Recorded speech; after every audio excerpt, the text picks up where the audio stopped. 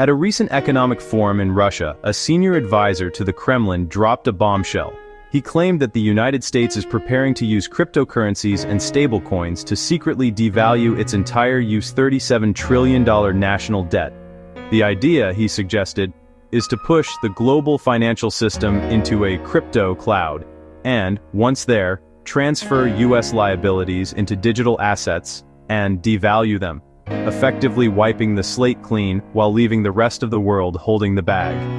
It may sound outlandish, yet a similar strategy has been floated by a prominent American tech entrepreneur, who once advised a former U.S. president to sell off the country's gold and buy Bitcoin, arguing that doing so could cripple rival nations' gold reserves and solidify U.S. dominance. This video unpacks that provocative claim. Is a crypto-powered debt reset even realistic? How would devaluing the debt work?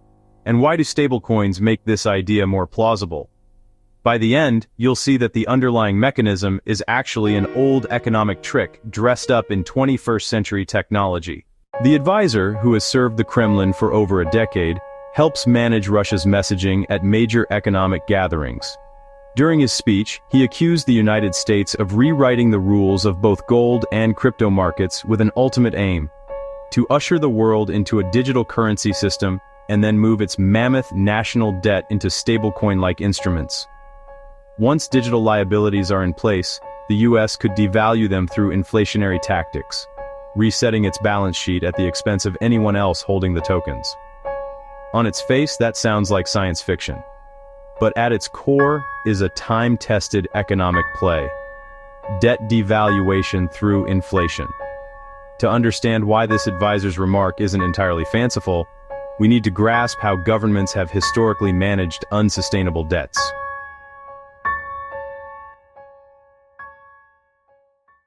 Imagine the entire economy of the world is represented by a single $100 bill. You borrow all of it. The hard way to repay is to earn that same $100 and hand it back. But what if you can print another $100 out of thin air because you control the global reserve currency? Suddenly, there are two $100 bills chasing the same amount of goods and services. Prices rise, not because there's more wealth, but because there are more dollars in circulation. When you repay the original $100, you've technically met your obligation, but the purchasing power of that $100 has been cut in half. You've repaid nominally in full, but cheated the lender by diluting the currency. That's inflation-driven debt devaluation. This tactic isn't new. It's how many governments have funded wars, social programs, and economic shocks. After World War II, during the inflationary 1970s, and most recently during the pandemic, the United States created large amounts of new money, which pushed prices up and reduced the real burden of existing debt. Devaluing doesn't mean defaulting. It means paying creditors back with money worth less than what they lent. So why bring cryptocurrency into this age-old strategy? Because digital assets change who bears the cost of inflation. Stablecoins are digital tokens pegged to the value of the US dollar, but backed by short-term government bonds and cash equivalents. They let dollars move around the world almost instantly and cheaply. In theory, the United States could expand the supply of stablecoins, each backed by treasury bills, and those tokens would circulate globally. When new money is created and inflation rises, the burden doesn't fall solely on Americans. It is shared by everyone holding those tokens, wherever they are. This isn't about literally converting 37 trillion of treasury bonds into crypto. It's about spreading liabilities across a broader base. Each time someone abroad holds a dollar-pegged token, they indirectly fund US debt. If inflation eats away at the dollar's purchasing power, holders of those tokens absorb part of the loss. It's a form of stealth taxation exported beyond domestic borders, and stablecoins could scale it to unprecedented levels because they live on smartphones and bypass traditional banking rails. Economist Jeff Booth and others argue that the natural state of a healthy economy is deflationary. If the money supply stayed constant, if that original $100 were all the money there was, technological progress and productivity gains would make goods and services cheaper over time. But in reality, prices of things like houses, stocks, and gold often rise. That's not necessarily because these assets are inherently more valuable. It's because the unit used to measure them is being debased. When more dollars are created, it takes more dollars to buy the same thing. That's why charts of real estate or stock markets often appear to go up and to the right indefinitely. They are maintaining purchasing power against a currency that's slowly losing value. Expanding this inflationary superpower beyond US borders means that everyone using a dollar-backed digital token participates in the same phenomenon. The more widespread stablecoin adoption becomes, the more the impact of US monetary policy gets exported. A key point in the advisor's argument is that stablecoins could make inflation painless domestically by distributing it internationally. When Americans feel inflation, consumer prices rise, interest rates might be hiked, and voters get angry. With stablecoins, much of the inflationary burden is carried by holders outside the country, cushioning domestic impact. Moreover, stablecoins can be issued by private companies rather than central banks. Under proposed laws like the Genius Act, only approved issuers, banks, trusts, or certain tech firms, could mint regulated dollar-backed tokens. This could allow giants like Apple or Meta to create their own coins, providing a layer of deniability and political cover. However, this plan faces a trust problem. Stablecoins are supposed to be fully backed by real dollars or treasury bills, but verifying that backing is difficult for individuals or foreign governments. Reports released by issuers require trust in auditors, most of whom operate under US jurisdiction. Even if blockchain technology eventually enables real-time audits, another issue persists. Governments can change redemption rules.